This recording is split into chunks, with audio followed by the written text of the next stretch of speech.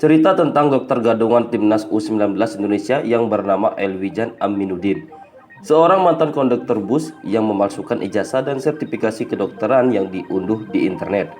Mari kita ulas cerita singkatnya di Ruang Story.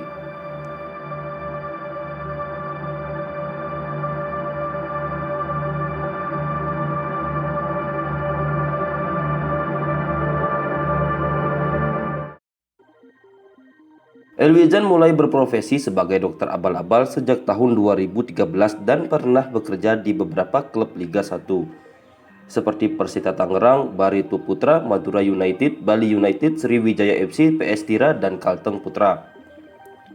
Elwijan juga pernah menjadi tim medis timnas Indonesia U16 dan U19.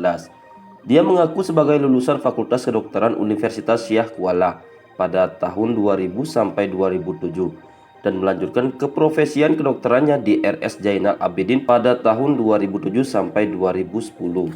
Pada Maret 2020, Elwijan bergabung dengan PSS Sleman sebagai dokter tim. Dia melampirkan CV dan dokumen-dokumen palsu yang menunjukkan kualifikasi dan pengalamannya sebagai dokter.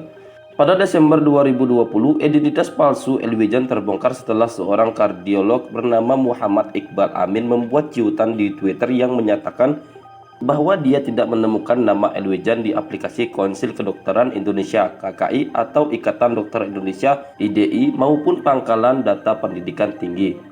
PT Liga Indonesia Baru selaku operator Liga 1 kemudian melakukan penyelidikan dan verifikasi terhadap ijazah dan sertifikasi Elwijan dan menemukan bahwa dia tidak terdaftar sebagai dokter.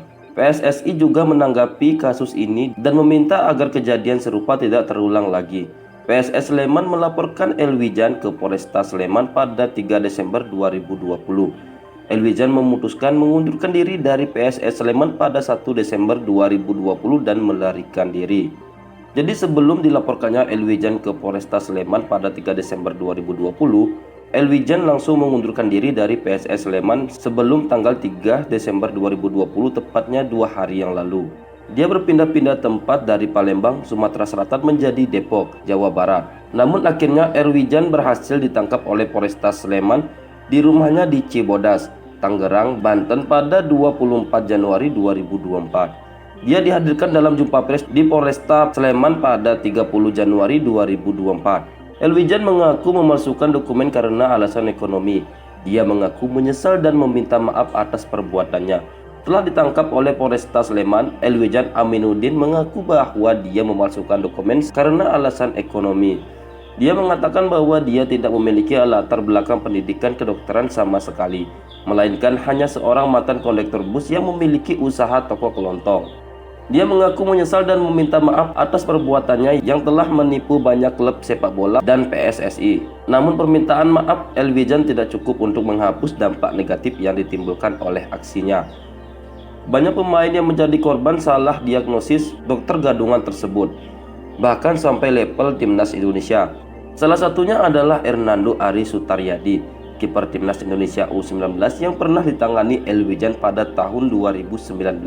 Hernando mengalami cedera lutut saat berlatih, namun Elwijan hanya memberikan obat pereda nyeri dan mengatakan bahwa tidak ada masalah pada lututnya. Akibatnya Hernando terus bermain dengan kondisi lutut yang tidak sehat dan nyaris menghancurkan karirnya. Dia baru sadar bahwa ada yang salah dengan lututnya setelah dia bergabung dengan Persija Jakarta pada tahun 2020. Dia kemudian menjalani operasi dan harus absen selama 8 bulan untuk pemulihan. Hernando mengaku sangat kecewa dengan Elwijan dan berharap agar kasus ini menjadi pelajaran bagi semua pihak. Selain Hernando, ada juga 2 pemain timnas Indonesia senior yang menjadi korban dokter gadungan, yaitu Rizky Eka Pratama dan Riko Simanjutak. Keduanya pernah mendapat hasil pemeriksaan palsu dari Elwijan saat masih bermain di Bali United pada tahun 2017.